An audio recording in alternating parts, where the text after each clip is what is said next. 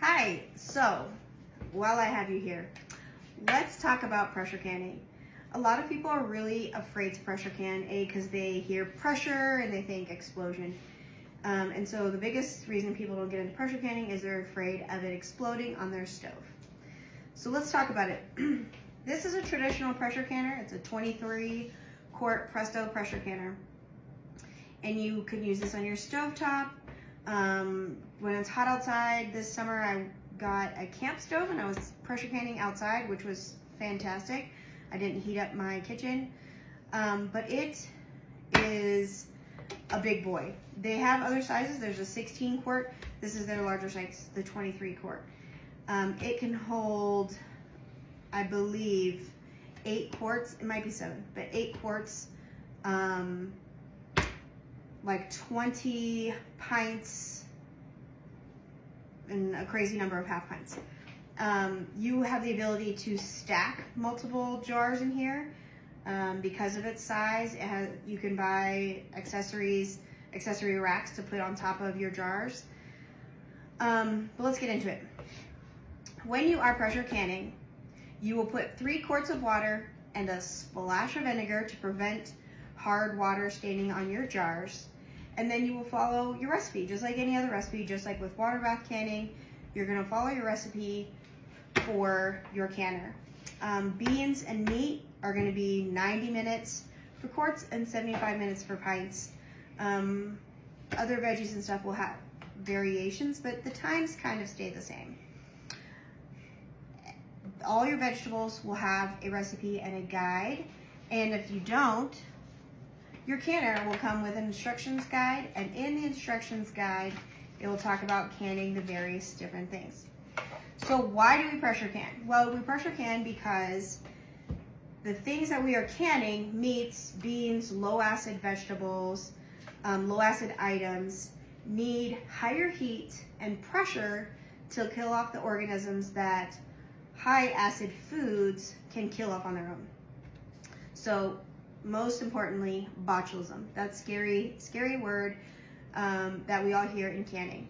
So when canning, your canner will reach, at 10 pounds of pressure, your canner will reach 240 degrees. At 240 degrees, that's hot enough to kill the botulism bacteria. Anything under that bacteria can survive. So that is why you need to pressure can those items. So I love this one. I have 2 of them. I use them when I'm doing big batches of things, which we're a family of 5, so I'm often doing big batches of things. But like if I'm doing a bunch of stews or especially stocks, I'm using both of these. This is a steam regulator. This is a dial gauge. You have 3 other pieces on here. You have this vent, or this steam vent, I believe it's called. I'll put in here what it's actually called. But when pressure canning, you will put all your things into here, you will secure your lid, and then you will wait for a steady stream of steam to come through your steam pipe.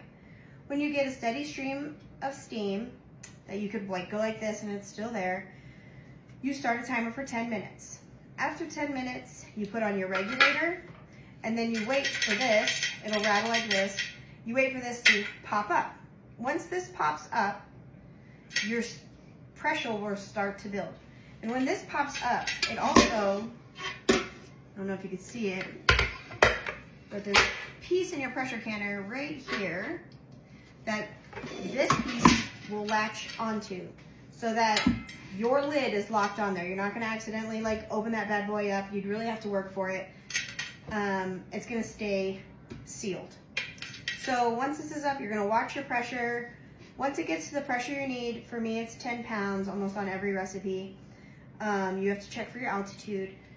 You lower your heat and you're just gonna watch that pressure. Sometimes it'll drop, you'll raise your heat. Sometimes it'll be too high, you'll really lower your heat. So you're just monitoring the heat and watching your pressure for the length of canning.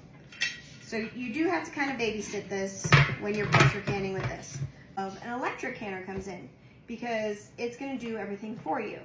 It has directions that you go through on here to sidestep those things. So you'll turn it on. Let me plug it in for you.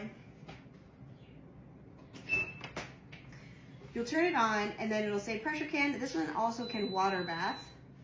So you can pressure can or water bath. So if you're gonna pressure can, you will press play and then it'll ask you to put in your recipe time. So you would put in your recipe time and then you could press play and then it will say warm jars. So you would put your jars in there with your 3 quarts of water and it will warm the jars up. You can then you take your jars out and then when the jars are warm, it'll say fill jars. So you take your jars out. Once your jars are filled, you put them back in, you press play again, and it'll say heating. So every time you put something in, you're putting it in, and I'll close and lock your top. Once it's done heating, it'll start venting, just like the other pressure canner. And so you'll see a stream of steam, and it'll do a venting countdown on its own, and after 10 minutes, it'll say put the regulator on. You'll put your regulator on, and then when it reaches pressure, it'll say pressure canning. And then it'll count down on its own, and then it goes through its own separate cooling time and everything like that before you can pull it out. It has a whole cooling timer and everything.